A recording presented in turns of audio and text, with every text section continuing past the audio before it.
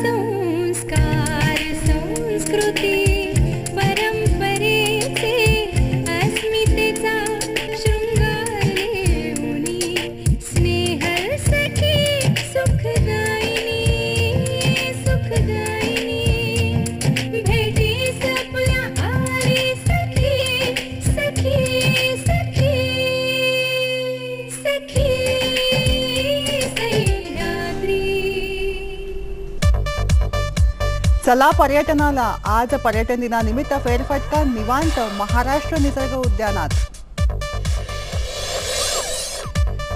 संगीत सदरात गायन क्षमता आणि कौशल्य यांचा मिलाफ.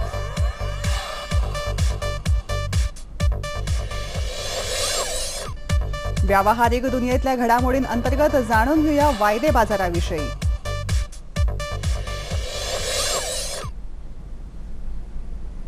नमस्कार. सखी सह्याद्रीमध्ये मी पल्लवी मुजुमदार आपल्या सगळ्यांचं मनपूर्वक स्वागत करते. 27 सप्टेंबर जागतिक पर्यटन दिन. या अनुषंगाने यावर्षीची जागतिक पर्यटन दिनानिमित्त थीम आहे ती म्हणजे सामूहिक भविष्यासाठी पर्यटन आणि पाणी यांचं जतन. आजच्या पर्यटन या सदरामध्ये या आपल्या थीमला साजेशा असलेल्या निसर्गदृष्टीच्या जवळ जाणारं असं हे महाराष्ट्र निसर्ग उद्यान केंद्र जे माहीम मुंबई इथं वसलेलं आहे तिथं आज आपण भेट देऊया. चला पर्यटनाला.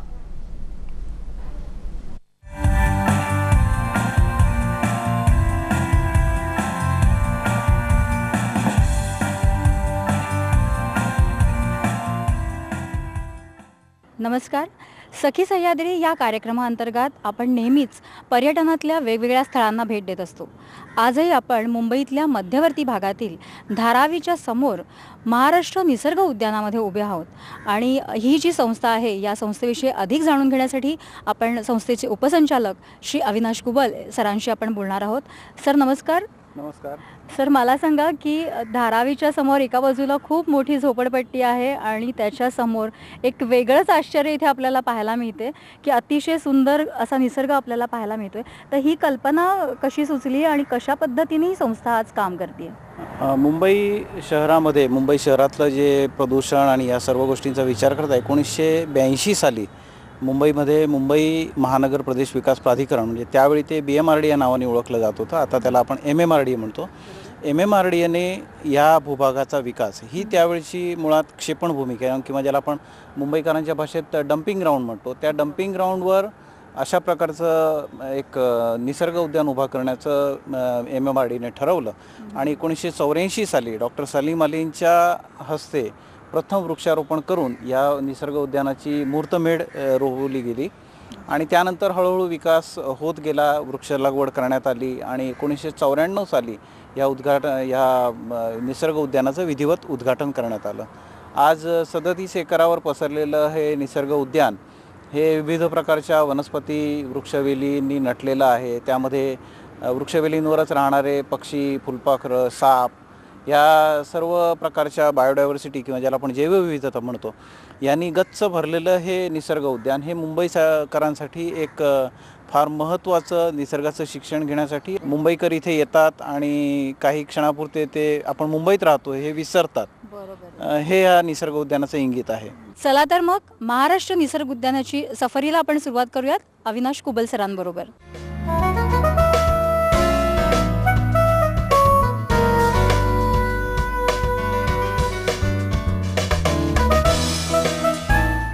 सर मला सांगा इथे अजून उद्यानामध्ये वेगवेगळे कोणते प्रकल्प तुम्ही राबवता? निसर्ग उद्यानामध्ये विविध प्रकारचे उपक्रम अशा पद्धतीने राबवले जातात की जेणेकरून कालानुरूप होणारे बदल म्हणजे उन्हाळा, पावसाळा, हिवाळा त्याचप्रमाणे विविध प्रकारच्या निसर्गाच्या घटना ऋतूप्रमाणे किंवा वेगवेगळ्या प्रकारचे कार्यक्रम हे केले जातात. उदाहरणार्थ जानेवारी महिन्यामध्ये मुंबईमध्ये फुलांचा हा सीझन असतो त्यावेळी गुलाबाच्या फुलांचं प्रदर्शन. मार्च, एप्रिल, मे हा सर्वसाधारणपणे तसा वृक्ष मानला गेलेला काळ, परंतु त्यावेळी बोगनविला, बोन्साय आणि कॅक्टसच्या वनस्पतींचं प्रदर्शन. अरे वा. त्याचप्रमाणे पावसाळ्याच्या सुरुवातीला रेन वॉटर हार्वेस्टिंगचे कार्यक्रम, इतर वर्षभर टेरेस गार्डन किंवा टेरेस फार्मिंग, वर्मी कंपोस्टिंग अशा वेगवेगळ्या प्रकारचे कार्यक्रम हे वर्षभर सुरू असतात, वर्षभर चालू असतात. त्यामुळे वर्षाच्या कोणत्याही रविवारी, शनिवारी किंवा वर्षाच्या कोणत्याही दिवशी तुम्ही इथे आला तर काही ना काहीतरी नाविन्यपूर्ण उपक्रम हे तुम्हाला इथे पाहायला मिळतात. आता आपण उभे आहोत ते सुंदर अशा फुलपाखरू उद्यानामध्ये. या उद्यानाची कल्पना कशी सुचली ते आपण अविनाश सरांनाच विचारूयात. सर, या उद्यानाची जी सुंदर कल्पना आहे की इतकी सुंदर फुलपाखरं आम्हाला पाहायला मिळत आहेत, तर हे तुम्हाला कसं सुचलं? फुलपाखरू हे पर्यावरणामध्ये शुद्ध हवेचं प्रतीक म्हणून ओळखलं जातं. म्हणजे कवी कल्पना जरी फुलपाखरांबद्दल वेगवेगळ्या असल्या बरोबर तरी देखील शुद्ध हवेचं प्रतीक म्हणून हे ज्यावेळी फुलपाखरू आपण बघतो बरोबर तर मुंबईमध्ये फुलपाखरांची कमी होण्याची संख्या म्हणजे हवेचं प्रमाण किंवा हवेमध्ये प्रदूषण वाढतंय बरोबर हा त्याचा निकष असतो. बरोबर. आणि अशा वेळी मुंबईमध्ये असं निसर्ग उद्यान तयार केल्यानंतर त्या निसर्ग उद्यानामध्ये हवेची क्वालिटी किंवा हवेचा एकूणच दर्जा जो सुधारलेला आहे त्यामुळे फुलपाखरांची संख्या ही वाढीच लागलेली आहे. आणि ही संकल्पना लहान मुलांना किंवा इतरांना समजावून देण्यासाठी फुलपाखरू उद्यानाची निर्मिती आपण इथे केलेली आहे. हे सुंदर फुलपाखरू उद्यान आता आपण पाहिलेलंच आहे, पण ज्या हिरवळीवरती किंवा ज्या झाडांवरती ही फुलपाखरं बसतात त्यांची सफर आपल्याला करायची आहे, ती आपण करणारच आहोत पुढच्या भागामध्ये. तोपर्यंत पाहत राहा सखी सह्याद्री. मंडळी, दुर्मिळ अशी पशुपक्षी, वृक्षवेली यांच्यासाठी प्रसिद्ध असलेलं हे माहीम मुंबई इथलं महाराष्ट्र निसर्ग उद्यान अवश्य भेट द्यावं असं हे ठिकाण. दिनदर्शिकेमध्ये एखादा दिवस किंवा एखादी तारीख उगवतेच मुळी वेगळ्या पद्धतीने. 27 सप्टेंबर अशीच एक तारीख. मगाशी आपण म्हटलं तसं आज जागतिक पर्यटन दिन आहे. याच जोडीला स्वातंत्र्य लढ्यामध्ये ज्यांनी मोलाची भूमिका बजावली ते शहीद भगतसिंग आणि भारतीय चित्रपट सृष्टीमध्ये सॅटिन पर्व ज्यांनी सुरू केलं ते यश चोप्रा, या दोघांचीही आज स्मृती दिन आहे. त्यांना आपण विनम्र अभिवादन करूया. याच बरोबरीने सतीची प्रथा बंद करून समाजामध्ये समाज परिवर्तनाची एक वेगळी घडी बसवणारे राजा राममोहन रॉय आणि गायक महेंद्र कपूर यांची आज पुण्यतिथी आहे. या सर्वांच्या स्मृतीला विनम्र अभिवादन.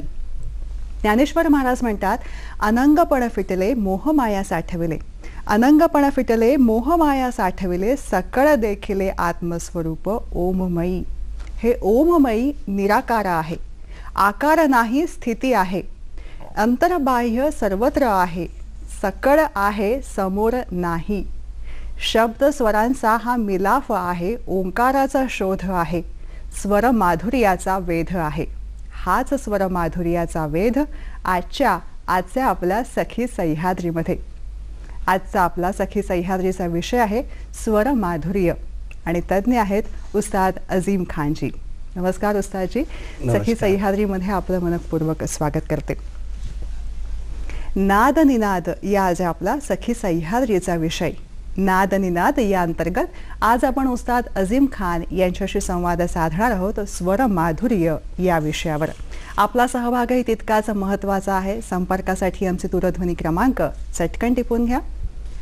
24908050 24908850. मुंबई बाहेरचे प्रेक्षक आणि मोबाईलवरून डायल करताना 022 हा STD कोड फिरवायला विसरू नका. छोटीशी विनंती, नेहमीप्रमाणे प्रश्न विचारताना TV सेटचा आवाज थोडासा कमी करा जेणेकरून आमचा आवाज तुमच्यापर्यंत व्यवस्थित पोहोचू शकेल. विषयाच्या अनुषंगाने नेमके प्रश्न आम्हाला तुमच्याकडून अपेक्षित आहेत. आपल्या गप्पांना सुरुवात करूया. नाद निनाद या अंतर्गत स्वर माधुर्य मार्गदर्शन करत आहेत उस्ताद अजीम खानजी. सर, स्वर माधुर्य, स्वर सौंदर्य म्हणजे काय?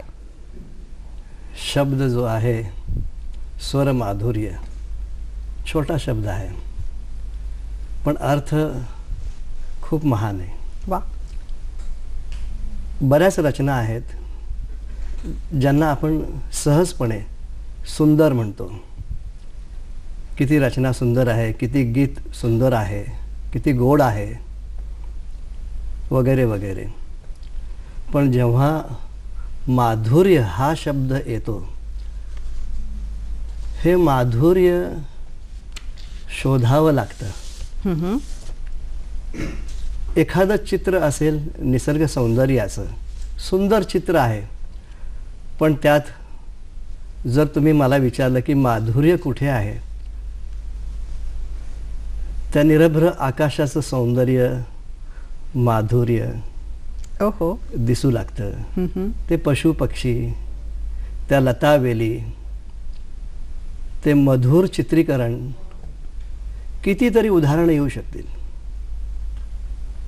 संगीत कलेचं असंच आहे, राग सुंदर असतो, रचना सुंदर असते, पण मधुरता जी असते प्रत्येक अणुरेणू प्रकाराच्या स्वर संवादांच्या जादू करीत असते. ते सूक्ष्म स्वभावी स्वर, श्रुती यांची ती संकल्पना असते माधुर्याची. मधुरता तिथे आहे, याला आपल्याला शोधावं लागतं. मधुरता शोधल्याशिवाय मिळत नाही. ओहो, म्हणजे ती शोधक नजर, शोधक कान या दोन्ही गोष्टींचा वेध आज आपण तासभर करणार आहोत असं म्हणता येईल. अगदी सुरुवात करूया आपण एक छानपैकी रचना ऐकूया. निशा पारसनीस यांनी गायला राग ललितपन विलास, आणि या अंतर्गत आपण स्वर माधुर्य अधिक उलगडण्याचा हा प्रयत्न करूया.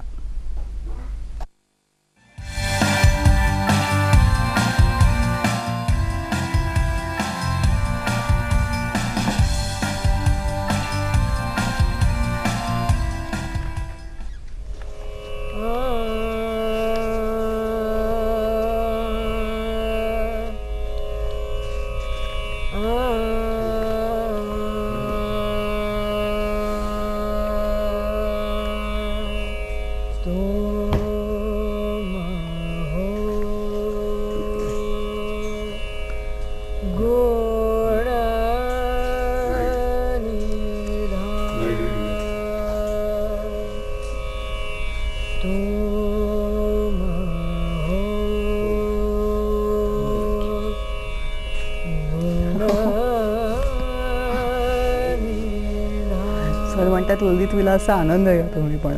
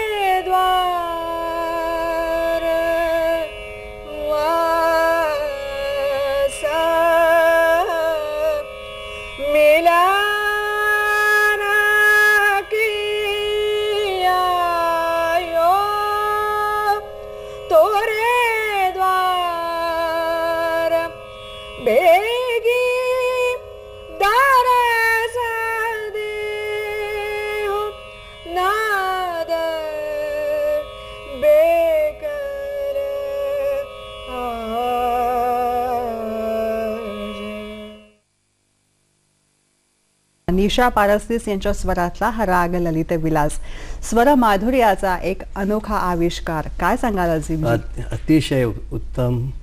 स्वर माधुर्यामध्ये जे भाव प्रकट होत होते, स्वरांची जी युती होत होती, अतिशय गोड, सुंदर आणि मधुर असंच म्हणावं लागेल. या अनुषंगाने असं आपण म्हणूया की राग सादरीकरणाचे काही घटक असतात ज्यातून हे माधुर्य ओथंबून भरलेलं असतं आणि ते गायकाला उलगडून दाखवायचं असतं आपल्या रचनामधनं, गायकीमधनं. रागदारी संगीतात प्रमुख घटक प्रकार जो आहे तो आहे आलाप प्रकार. बर. निशाजींचं आपण जे गायन ऐकलं त्यामध्ये तो एक आलाप प्रकारच होता. अतिशय सुंदर प्रकार होता. आलाप गायन शैली या कलेत जो निपुण असेल तो रागदरी संगीतात निपुण नक्कीच ठरणार. कारण आलाप गायन शैली सुंदरतेच्या विविध विविध प्रकारांचं हे एक एकत्रीकरण आहे. उदाहरणार्थ जी आवाजाची एक प्रकृती असते ज्याला आपण आकार गायन शैली म्हणतो. आपण नेहमी गुणगुणतो त्यापेक्षा हा आवाज वेगळा असतो. खरंय. ज्यांना ती आकार गायन शैलीची पद्धत माहिती नसते ते बाथरूम सिंगर्स होऊ शकतात, पण शास्त्रीय संगीताचे सिंगर्स गायक होऊ शकत नाही. बरोबर आहे. कारण नाभी शक्तीचा जो एक प्रकार असतो तो दुपटीने सादर करावा लागतो आकार गायन शैलीसाठी. खरंय. यात कौशल्य गायकाचं जे आहे ते पणाला लागतं. त्यासाठी कुंभक किंवा योग साधनेची मदत आवाजाच्या सुधारण्यासाठी घेणं आवश्यक. खरंय. मेहनत यामध्ये ओतप्रोत भरलेली आहे असं म्हणता येईल. म्हणलेली आहे. दुसरी गोष्ट अशी की शास्त्रीय संगीतात एक मींड प्रकार आहे. बरं. जो स्वरांना आपसात स्वरांची एक मेळ घातली जाते. हा हा. एक अखंडत्व निर्माण केलं जातं. त्याला म्हणतात मींड प्रधान गायकी. या मींड प्रधानामुळे स्वर स्वतः नम्र होतात. वा. उदाहरणार्थ आपण जेव्हा लिहितो एक रनिंग शब्दावली असते तर आपली जे स्वर आहेत ते रनिंग होतात आणि त्यामुळे जे श्रोते आहेत ते सुद्धा नम्रतेने ते ऐकू लागतात. त्या स्वर साम्राज्यापुढे ते सुद्धा नतमस्तक होतात. क्या बात आहे. किती सुंदर तुम्ही छान उलगडून दाखवलेलं आहे. एक फोन आलेला आहे कार्यक्रमातला पहिला, तुमच्या परवानगी देतो घेते. रवींद्र कुडाळकर आपल्याशी बोलतायत पुण्याहून. नमस्कार. आज नदीकाठी फिरायला जाताना पश्चिमी क्षितिजावर एक छान मी इंद्रधनुष्य पाहिलं. हे खरंच निसर्गाचं माधुर्य म्हणायला काही हरकत नाही, पण स्वरमाधुर्य हे निसर्गदत्त किती असते, अनुवंशिक किती असते हा ऐकायला मला आवडेल. ओके, ठीक आहे, धन्यवाद. त्यांच्या प्रश्नाला तज्ज्ञांकडनं उत्तर मिळेल. वेळ झाली छोट्याशा ब्रेकची. ब्रेकनंतर सखी सह्याद्रीमध्ये आपलं पुन्हा एकदा स्वागत. नाद निनाद या अंतर्गत आज आपण बोलत आहोत स्वर माधुर्य या अनुषंगाने. मार्गदर्शन करत आहेत उस्ताद अजीम खानजी. उस्तादजी, फोन आला होता आता कुडाळकरांचा आणि त्यांनी म्हटलेलं होतं की स्वर माधुर्य अनुवंशिक किती आणि निसर्गतः किती असतं. प्रश्न खूपच सुंदर आहे. कारण काय माहिती आहे का, गायन शैलीसाठी जे व्यक्तिमत्व असतं त्याची प्रज्ञा प्रतिभा ही प्रथम पाहिली जाते. ओहो. संगीत शास्त्राचं ज्ञान किती प्रगाढ आहे हे पाहिलं जातं. जे निसर्गतः आहे ते मुळात सुंदर आहे. आपण गातो, प्रशिक्षण नसताना सुद्धाही गातो. तो गायन प्रकार नाही. प्रशिक्षण आवश्यक आहे. तिथे प्रज्ञा लागते, तिथे ज्ञान लागतं, गुरु लागतो. त्यामुळं ते अनुवंशिक प्रकार म्हणो, तो निसर्गाचा प्रकार म्हणो किंवा प्रशिक्षित प्रकार, हा केव्हाही श्रेष्ठ असतं. कारण त्याचा आनंद आपण घेतो आणि दुसऱ्यांना द्यायची क्षमता त्या कलेत असली पाहिजे. आणि मार्गदर्शनाखाली ही क्रिया पार पडत असली पाहिजे. दुसरा भाग असा की जेव्हा आपण आलाप बद्दल विचार करत होतो, सादरीकरण कर्त्यामध्ये ती प्रज्ञा असली पाहिजे, ती कुशलता असली पाहिजे, त्याचं व्यक्तिमत्व किंवा त्याची प्रतिभा तेवढी प्रभावी असली पाहिजे. ते गीत माधुर्य सादर करण्यामध्ये करण्याची प्रतिभा त्या व्यक्तीमध्ये असली पाहिजे. आलाप गायन शैलीत आकार गायन शैलीबरोबर स्वरांचे खटके मुरकी असे प्रकार वापरले जातात. त्याचं सौंदर्य आपल्या हृदयाला नक्कीच भिडत असतं. हो, तुम्ही आता हे सौंदर्याचा विषय जेव्हा काढला तेव्हा मी एक असं त्या अनुषंगाने असं म्हणते की रागामध्ये किंवा गायन शैलीमध्ये रागदारी आलाप ह्याबरोबरच एक महत्त्वाची आहे ती म्हणजे प्रतिभा आणि मेहनत. मग या सगळ्याचा विचार करताना सगळ्यात महत्त्वाचा घटक कोणता येतो की ज्यामुळे हे सौंदर्य हे माधुर्य आपल्यासमोर उलगडतं? त्यामध्ये ही गुरुकुल शिक्षण पद्धतीमध्ये आपल्याला पाहायला मिळेल. आपण कितीही ग्रंथांच्या माध्यमाने किंवा श्रवण माध्यमाने साध्य करायचा प्रयत्न जरी केला तरी आपल्याला गुरुकडून एखाद्या शब्दाचा अर्थ घ्यावा लागतो, त्याशिवाय त्यातलं माधुर्य आपल्यालाही कळत नाही. ओहो, अच्छा, दिशा हवी. तदनंतर चिंतन मनन व आपल्याला ते साध्य करावं लागतं. यासाठी गुरूंचा शब्द हा सतत आदरणीय ठेवला पाहिजे. आता आलाप गायन शैलीत खटके मुरकी प्रकार आपण गातो, पण ते सूक्ष्म प्रकार हे गुरुच्या मार्गदर्शनाशिवाय येत नाही. खरंय. तिथे एक लपंडाव प्रकार असतो, आविर्भाव तिरोभाव. याला पूर्णपणे शास्त्राचं ज्ञान असल्याशिवाय आविर्भावी संकल्पना तिरोभावी संकल्पना रागदारी संगीतात माधुर्यासाठी आपण सादरच करू शकत नाही. अच्छा. आणि ते ऐकून येत नाही. तर ही जी संकल्पना आहे हे माधुर्याचे विविध प्रकार आपल्याला प्रामुख्याने पाहायला मिळतात आलाप या गायन शैलीत. अच्छा, म्हणजे थोडक्यात आलाप हा घटक महत्त्वाचा आहे असं आपण म्हणतोय. हा महत्त्वाचा म्हणावाच लागेल. अच्छा. कारण इतर घटकामध्ये याच आलाप गायन शैलीचा थोडाफार अंश पुढे पुढे पुढे आपल्याला दिसू लागतो. म्हणजे हे माधुर्याचे घट ओथंबून भरलेले आहे. तो प्रथम भागातच भरलेला आहे. ओहो. त्याचा अभ्यास, त्याचं मनन, त्याचा रियाज हे मार्गदर्शना अंतर्गत होणं हिताचंच ठरेल.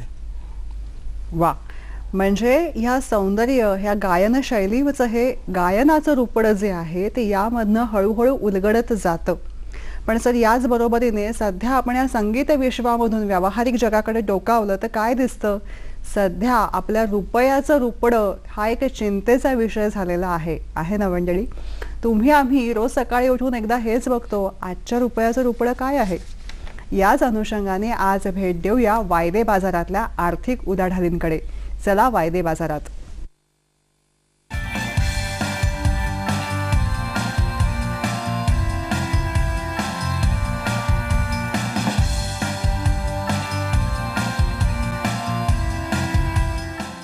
मंडळी, जीवनातल्या प्रत्येक गोष्टीत आपण अर्थ शोधत असतो.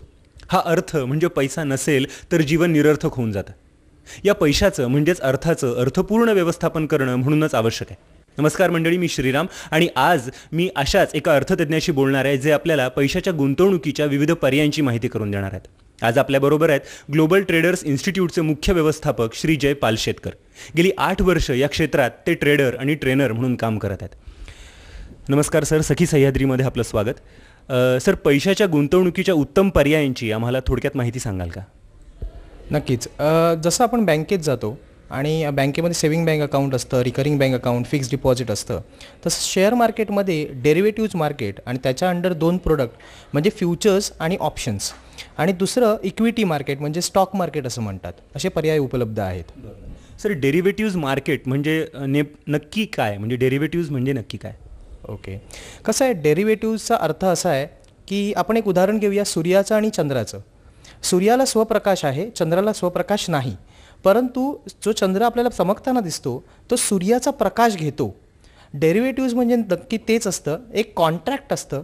जसं तुम्ही ज्वेलरकडे जाऊन गोल्डचा बार घेता तसंच तुम्ही एक इन्स्ट्रुमेंट असतं, त्या गोल्डची व्हॅल्यू घेऊन ते इन्स्ट्रुमेंट काम करत असतं आणि त्याच इन्स्ट्रुमेंटला डेरिव्हेटिव्ज असं म्हणतात आणि फ्युचर्स असं म्हटलं जातं त्याला वायदा बाजारमध्ये. याला मराठी नाव वायदा बाजार असं आहे. बरं, यामध्ये पैसे गुंतवताना नेमका प्रक्रिया कशी आहे त्याची? आपण ह्याची प्रक्रिया अशी आहे, तुम्ही स्टॉक एक्सचेंज थ्रू ते इन्स्ट्रुमेंट विकू शकता किंवा घेऊ शकता आणि त्याचं मुख्य कारण म्हणजे त्याचं मुख्य ॲडव्हान्टेज म्हणजे असं आहे की त्याच्यामध्ये तुम्ही पुढे जाऊन विकूही शकता आणि पहिले तुम्ही विकूही शकता आणि नंतर तुम्ही घेऊही शकता, असा मेन ॲडव्हान्टेज आहे त्याच्यामध्ये. स्टॉकमध्ये आणि डेरिव्हेटिव्हमध्ये नेमका काय फरक आहे? म्हणजे बरोबर, डेरिव्हेटिव्हमध्ये स्टॉकमध्ये कसं असतं की तुमच्याकडे एक स्टॉक असतो तेव्हा तुम्ही विकता.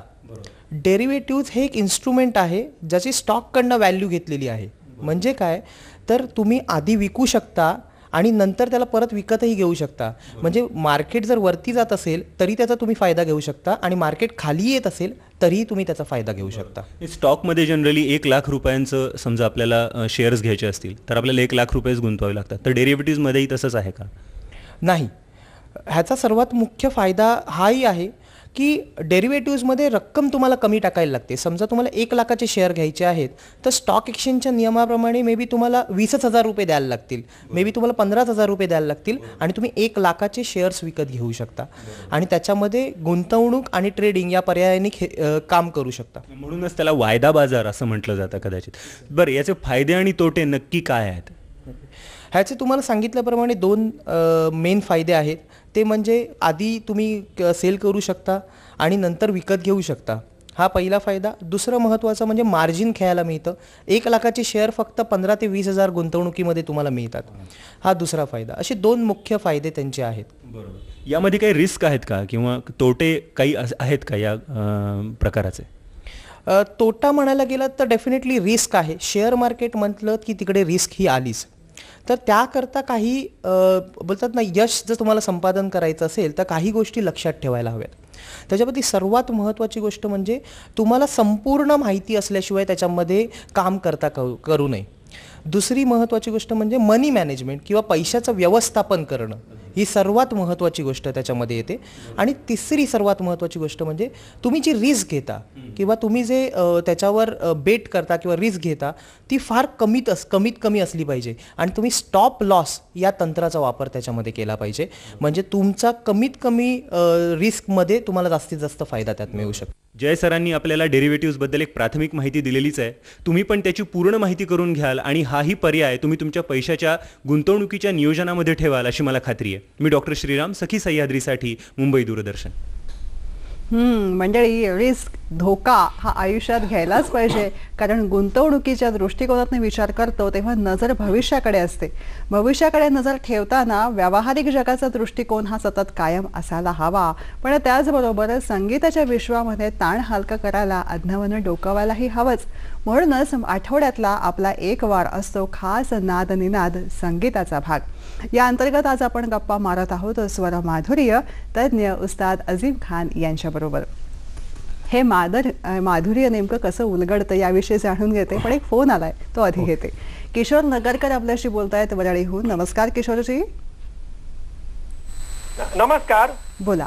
हा, सुप्रसिद्ध गायिका भारतरत्न लता मंगेशकर या कुठच्याही सप्तकात जरी गायल्या, मंद्र घ्या, मध्य घ्या, तार घ्या, अतितार सप्तक घ्या, ते कर्कश लागत नाही कानाला. त्या बोलतात त्यासुद्धा अत्यंत गोड बोलतात. ही काय जादू आहे. आभारी आहे. धन्यवाद. अतिशय नेमका मुद्दा तुमच्याकडनं आलेला आहे. आपण मार्गदर्शन घेऊया. आपण वेळ झाली आहे छोट्याशा ब्रेकची. ब्रेकनंतर सखी सह्याद्रीमध्ये आपलं पुन्हा एकदा स्वागत. सर, प्रश्न आला होता नगरकरांचा, काय सांगाल त्यांना? लताजींचा बोलतानाचा स्वर आणि गातानाचा स्वर यातलं माधुर्य नेमकं कसं आहे? लताजींची गोष्ट वेगळी आहे, आशाजींची गोष्ट वेगळी आहे. आपण त्यांच्याबद्दल काय बोलणार? गाणं सरस्वती आहे ती. पण स्वरांच्या माध्यमाद्वारे किंवा संगीत कलेच्या माध्यमाने माधुर्य किंवा गोडवा कुठे असावं यावर आपण काही बोलू शकतो. ते म्हणजे शास्त्रीय संगीतात गोड गायन प्रकारासाठी किंवा मधुर गायन प्रकारासाठी ज्या स्वरांचा उपयोग होतो ते स्वर खड्या प्रकारचे स्वर आहेत. हं, खडी बोली जसं म्हणतो आपण, खडे स्वर आहेत, हं. थेट. थेट स्वर आहेत. हं, थेट स्वरांचा उपयोग त्याच्या शुद्धतेचं प्रमाण जाणून घेण्यासाठी असतो फक्त, खरंय. तो गाण्यासाठी नसतो. हो. कारण खडे स्वर गाणं हा पाश्चात्य प्रकार आहे, तो गोडव्याचा प्रकार नाही, तो फ्युजनमध्ये चांगला वाटतो. हं, पण ते खडे स्वर शास्त्रीय संगीतात गाताना ते मेंढ प्रधान होतात. हं, हं. म्हणजे दुसऱ्या स्वराच्या सहाय्याने तो प्रमुख स्वर सादर केला जातो, त्यात मृदुता येते आणि माधुर्य आपोआप येते. आपल्या शास्त्रीय संगीताच्या प्रशिक्षणामध्येच स्वरांचं लावणं माधुर्यासहित आहे, त्याला श्रुतीप्रधान स्वर म्हणतात. हं. आणि त्याच्या प्रयोगाने रागदारी संगीतामध्ये माधुर्य प्रथम येतं. हा प्रथम भाग. अरे वा. पुढचा फोन आलेला आहे. डॉक्टर प्राजक्ता मोळे आपल्याशी बोलतायत. नमस्कार डॉक्टर. मी डॉक्टर प्राजक्ता मुळे मुलुंडहून बोलतीये. नमस्कार. मला असं विचारायचं आहे की गिफ्टेड व्हॉइस म्हणजे लता, आशा म्हणा, सुमन, किती सुंदर सुंदर आवाज अगदी, आणि त्याच्यात त्यांनी खतपाणी घालून मेहनत करून जे रियाज करून संस्कार करून जो गोडवा निर्माण केलाय तो अप्रतिम आहे. तो म्हणजे आपण मी म्हणेन की काही काही अत्यंत गहर ज्ञान म्हणजे समुद्रासारखं ज्ञान असलेले पण गायक किंवा गायिका आहेत, पण शेवटी आवाज जो असतो ना, कुणी सांगायला नको तुम्ही यांचं गाणं आहे का, कान टवकारले गेले पाहिजेत, हेच ते डायग्नोसिस आहे असं मला वाटतं की सुंदर आवाज किंवा स्वर माधुर्य असल्याचं.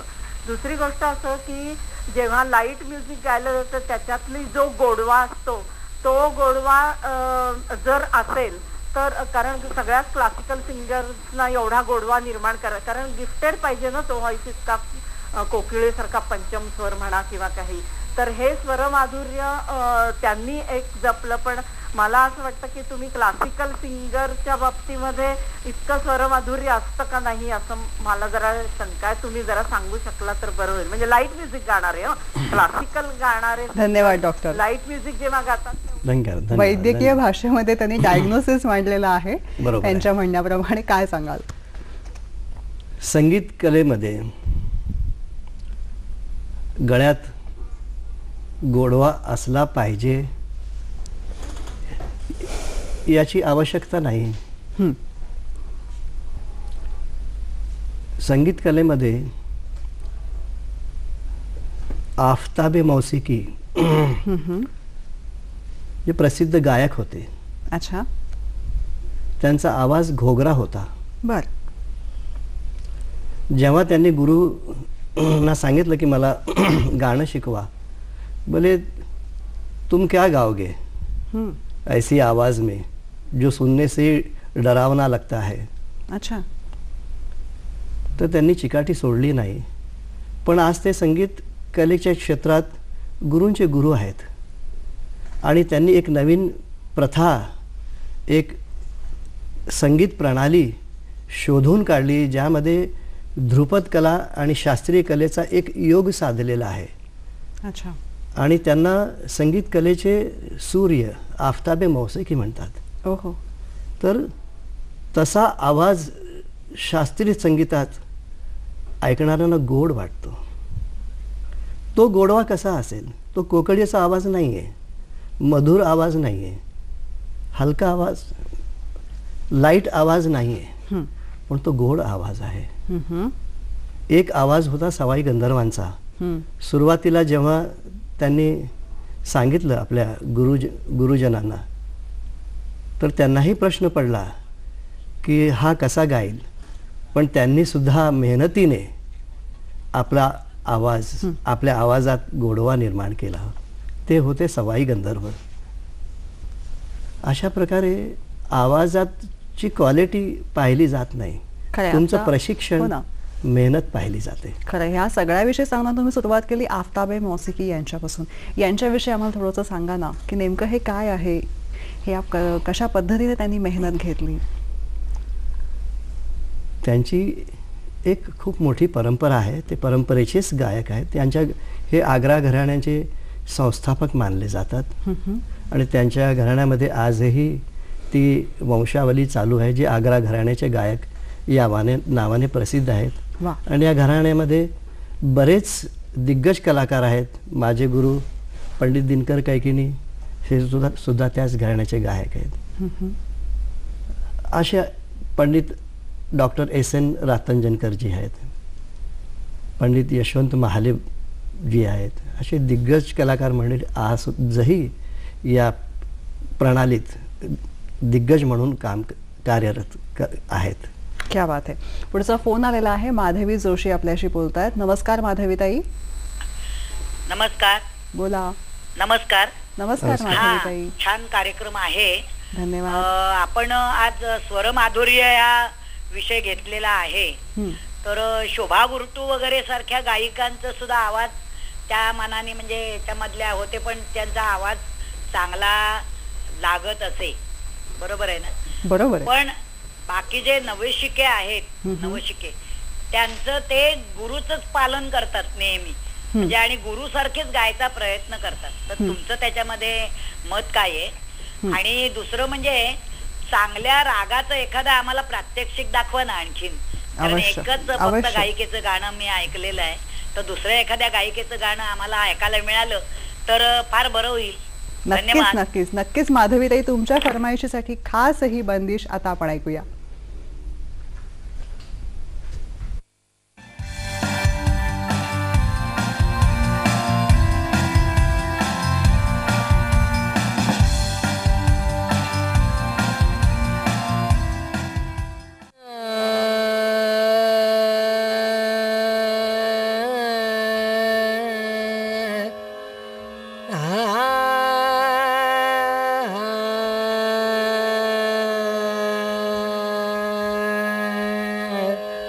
चलो रे माई राम सिया दर्शन को, चलो रे माई राम सिया दर्शन को, रघुनंदन रथ में आवत है, रघुनंदन रथ में आवत है, देव सकल कुसुमन बरसन को, चलो रे माई राम सिया दर्शन को, चलो रे माई राम.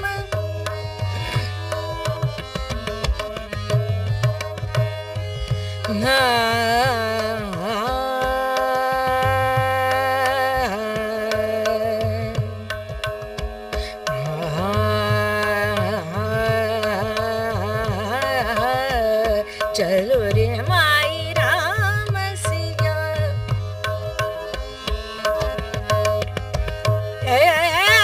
माई दर्शन को चल री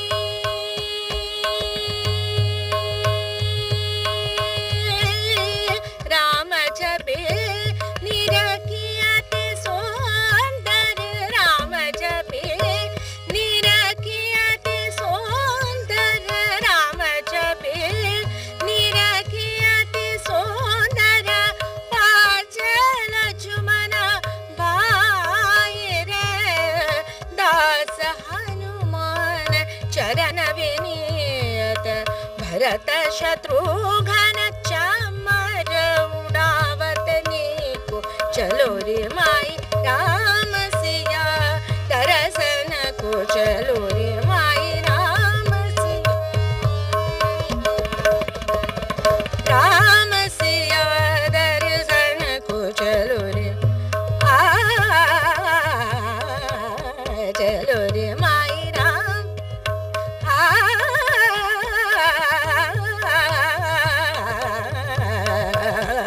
चलो रे माई राम सिया दर्शन को, चलो रे माई राम, चलो रे माई राम, चलो रे माई राम सिया दर्शन को.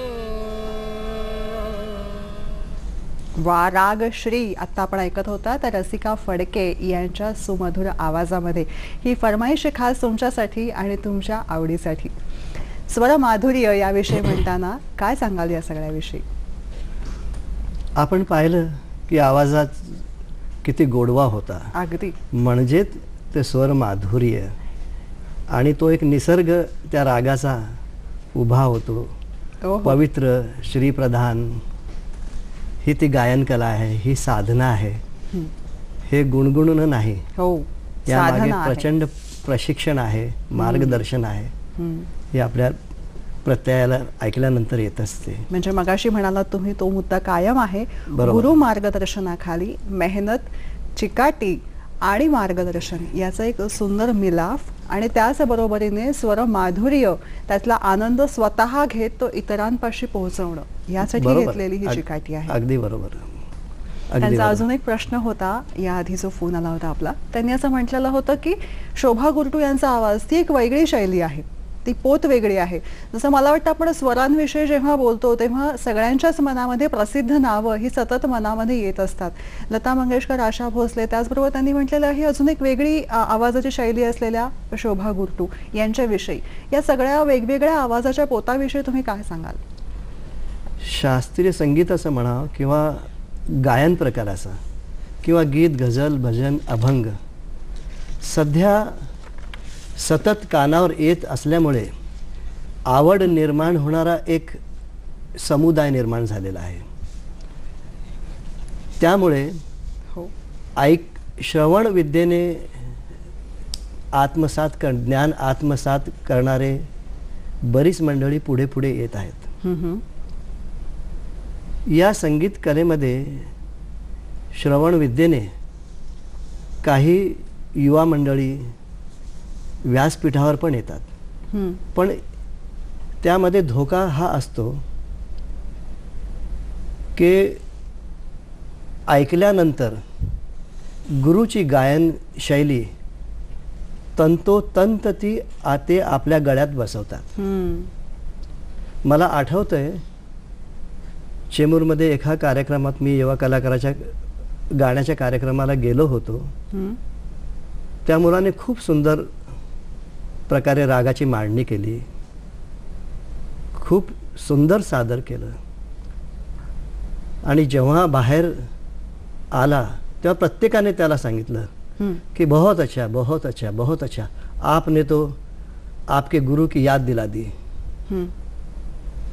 नंतर त्याला मी सांगितलं बहुत अच्छा, आपने आपके गुरुजी का नाम रखा, उनकी याद दिला दी.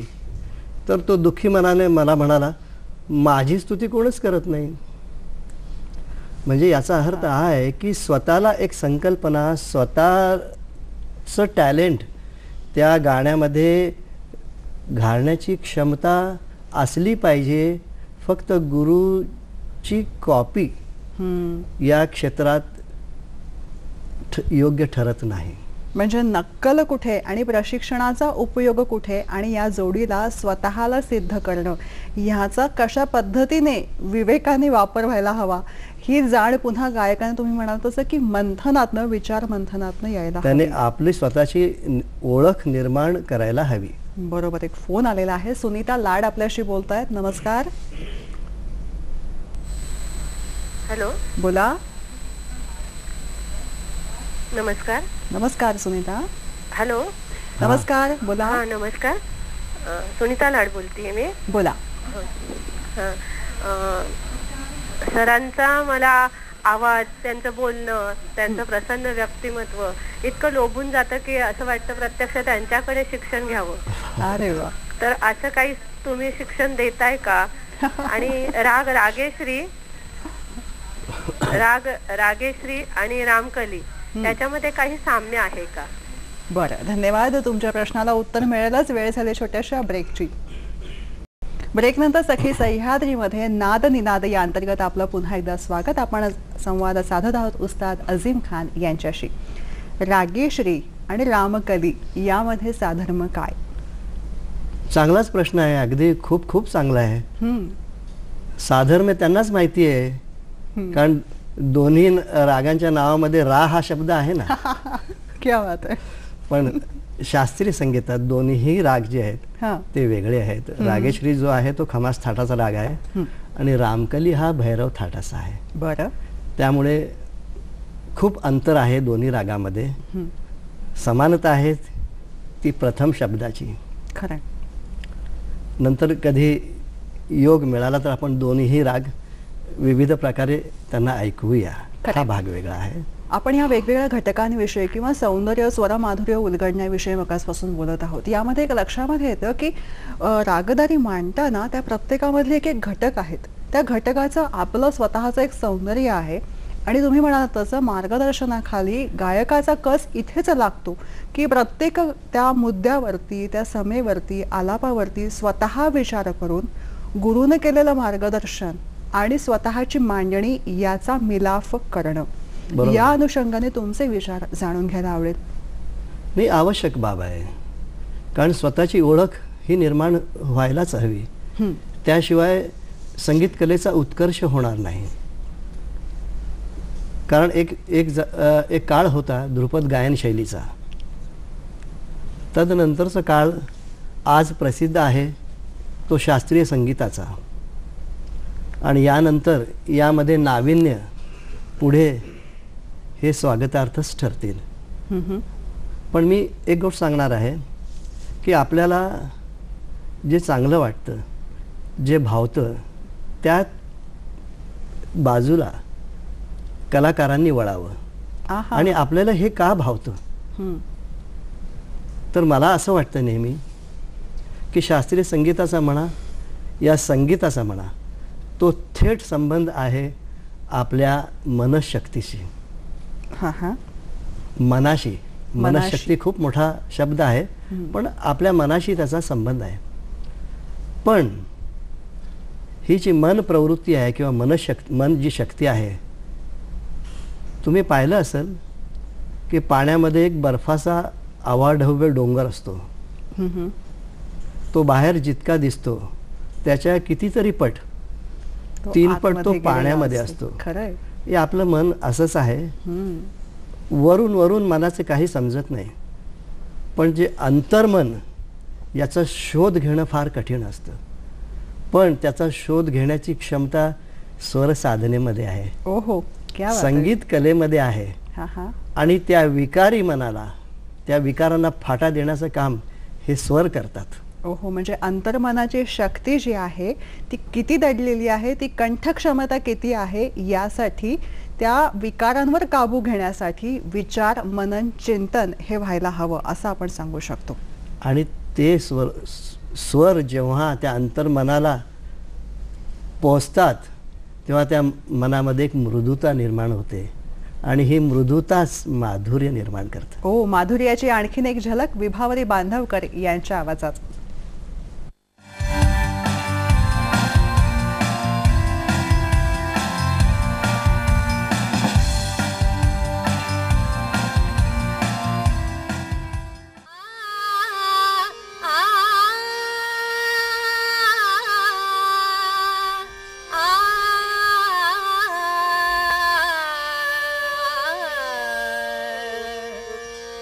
सपने में आके